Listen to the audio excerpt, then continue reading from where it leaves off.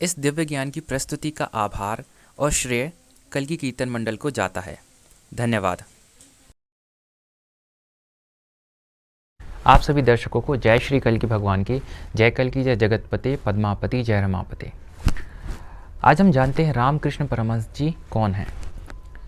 देखिए, रामकृष्ण परमहंस जी महाकाली के सबसे बड़े अखंड भक्त हैं। इन्होंने काली काली काली माता कह के माता काली को प्रकट कर दिया।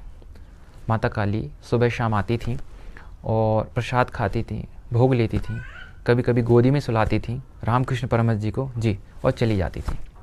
सबसे बड़े अखंड भक्त थे ये महाकाली के रामकृष्ण परमहंस जी।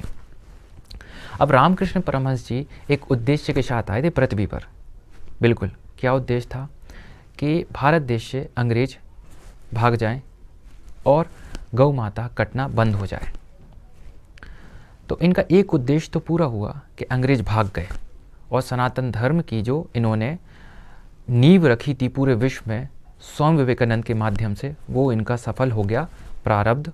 और जो इन्होंने सोचा था, पूरा विश्व जानने लगा भारत को, सनातन धर्म को, क्योंकि इन्होंने अपना स्टूडेंट जो कि स्वामी विवेकानंद जी थे वो भेजा वहाँ पे कैलिफोर्निया यूएसए, और उन्होंने सनातन धर्म की धाक जमाई और पूरा विश्व जानने लगा।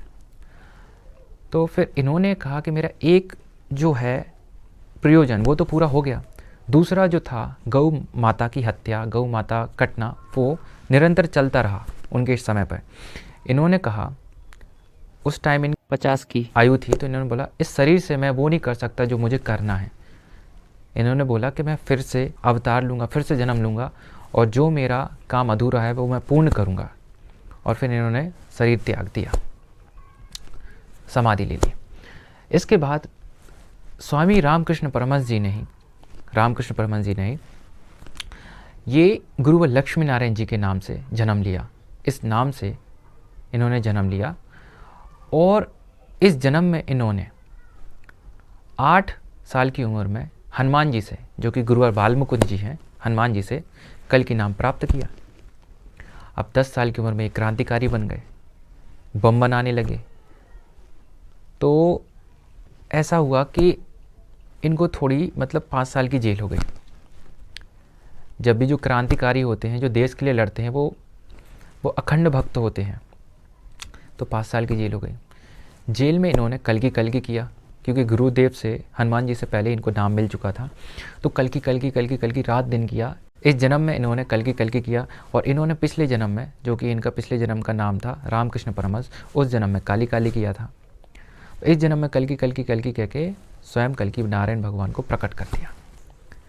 कल्कि भगवान प्रकट हो गए और बोले, उठो रामकृष्ण परमहंस। लक्ष्मी नारायण जी बोले कि मैं रामकृष्ण परमहंस। तो कल्कि भगवान बोले, हाँ, आप रामकृष्ण परमहंस ही हैं, जो आपका पूर्व जन्म था उसमें आप यही थे। अब जो यहाँ पे संवाद होता है गुरुवर लक्ष्मी नारायण जी का और कल्कि भगवान का, वो ये है। गुरुवर लक्ष्मी नारायण जी कहते हैं कि भगवान, कल्कि भगवान, आप तो गोपाल हैं, आप तो कृष्ण मुरारी हैं, आपकी गौ कट रही हैं, आप अवतार धारण क्यों नहीं करते हैं? आप जो सृष्टि आज गौ हत्यारी है, खून से लथपथ है पृथ्वी माता, उनकी जो पीड़ा है उसको मुक्त करें, आप अवतार धारण करें और जो दुष्ट हैं, कलयुग है, उसका नाश करें। कल्कि भगवान ने कहा, शब्द ये थे, मैंने आपकी पुकार पे अवतरण धारण कर लिया है, अवतार ले लिया है, अब मेरा प्राकट्य भक्तों की सच्ची पुकार के माध्यम से होगा, भक्तों की सच्ची पुकार से मैं प्रकट हो जाऊंगा। ये उन्होंने कहा कल्कि भगवान ने गुरुवर लक्ष्मी नारायण जी महाराज को। फिर कल्कि भगवान ने दिव्य दृष्टि दी गुरुवर लक्ष्मी नारायण जी महाराज को।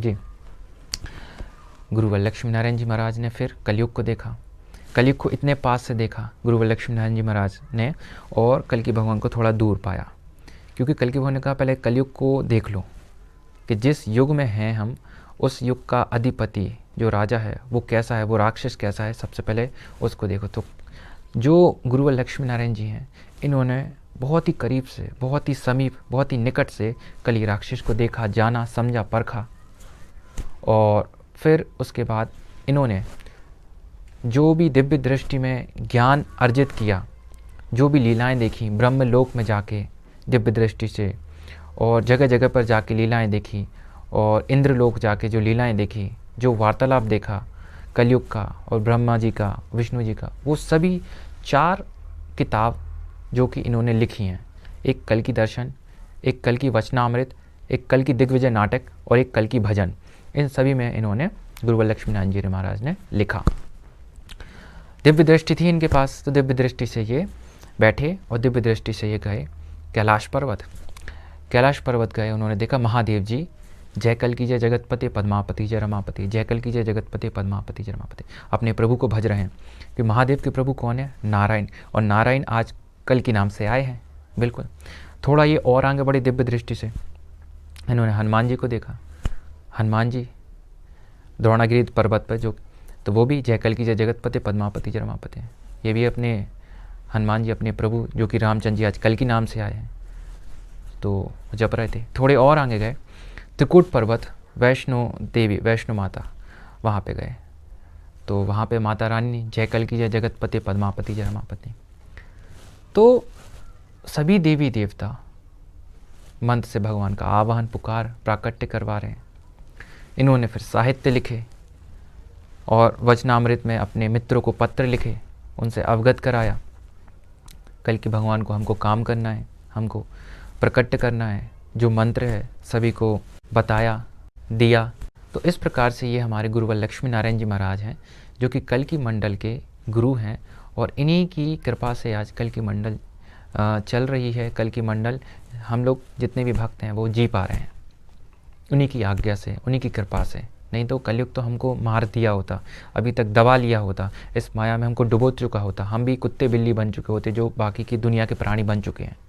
इन्हीं की कृपा है, भगवान नारायण परम परमात्मा श्री कल की भगवान की कृपा है। तो ये स्वयं रामकृष्ण परमहंस जी, रामकृष्ण परमहंस जी स्वयं गुरुवर लक्ष्मीनारायण जी महाराज हैं। जय श्री कल की भगवान।